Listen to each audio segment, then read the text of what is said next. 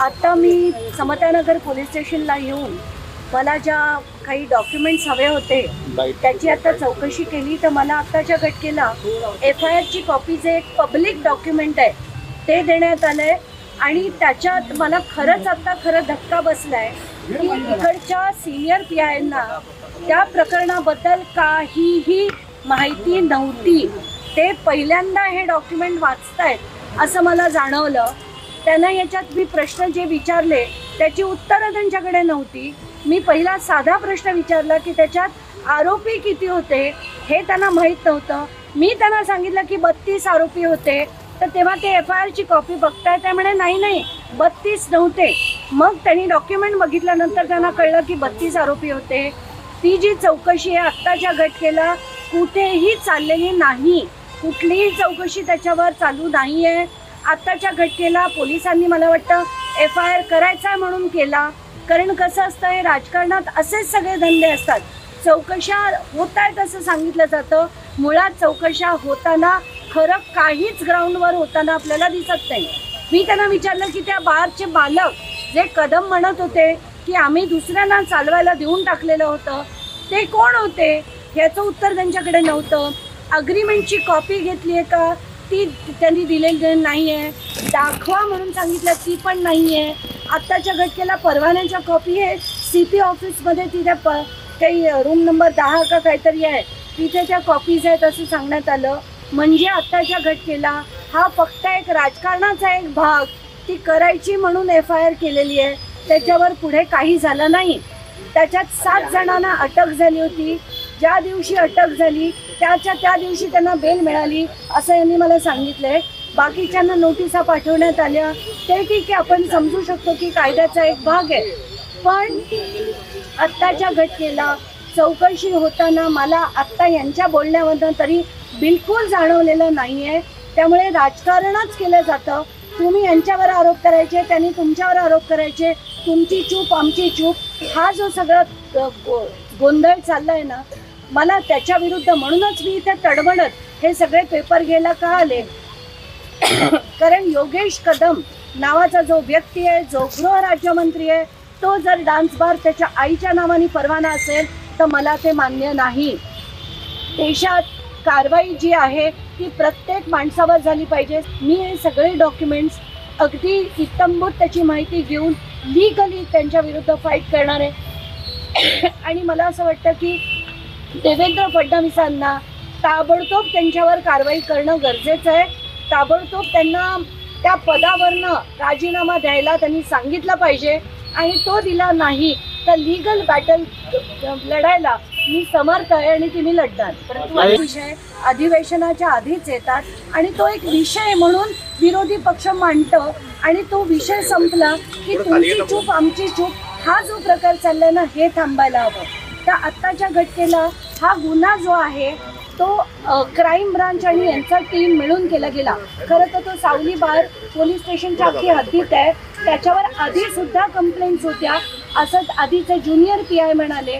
मग जर कंप्लेंट्स होत्या तर त्याच्यावर कारवाई का झाली नाही, याच्यावर दिरंगाई का केली गेली, का हे जे सगळे जे पॉलिटिशियन्स असतात हे राजकारणी असतात त्यांचे जे बार्स असतात त्याच्यावर कारवाई होत नाही।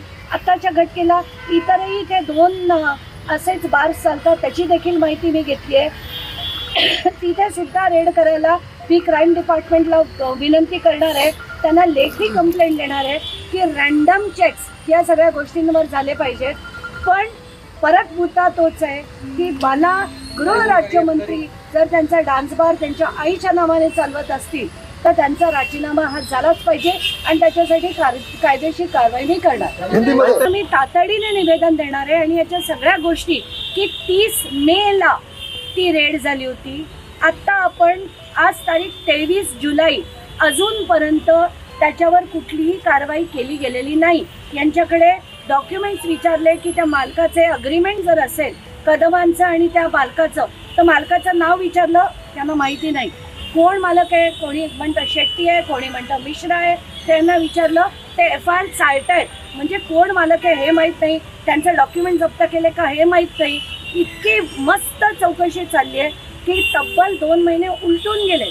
30 मे ते 23 जुलै अजूनपर्यंत चौकशी कुठेही काहीही झालेली मला दिसत नाहीये.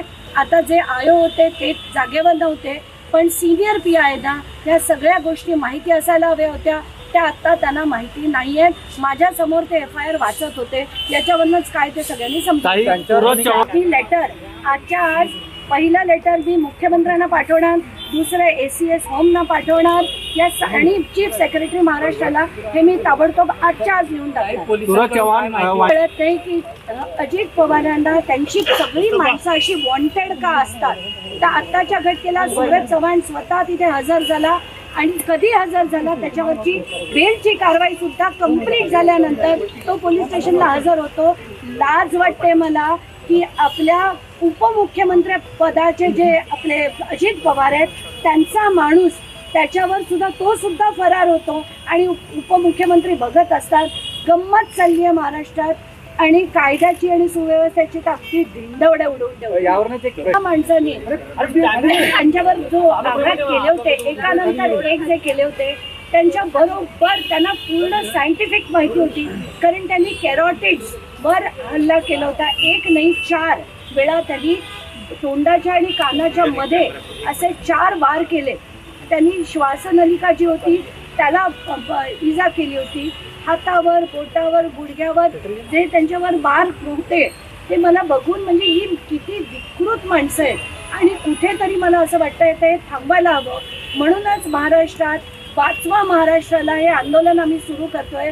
सगळ्यांनी मुख्यमंत्र्यांना आता पोस्टकार्ड पाठवायचं आहे की काय वाटेल ते झालं तरी आता आम्हाला असे गुंड राजकारणी नकोत, मारामाऱ्या करणारे राजकारणी नकोत. हे आंदोलन तुम्ही 2 पत्र ट्विट केलेली आहेत ती प्लीज आपण बघा आणि ती लोकांपर्यंत पोचवा. मी शेतकऱ्यांना आवाहन केलंय की त्यांनी एक पत्र मुख्यमंत्र्यांना पाठवायचं आहे की जनता लोकशाहीत मालक आहे, जनता ठरवणार कुठला लोकप्रतिनिधी मंत्री बनणार.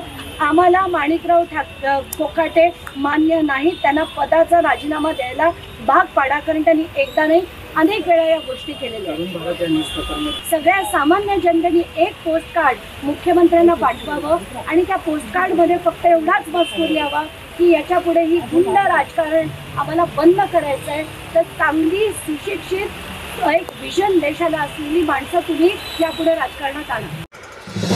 नवीन घडामोडी पाहण्यासाठी आजच आम्ही मुंबईकर 24 तासला लाईक करा, सबस्क्राईब करा आणि अपडेट रहा.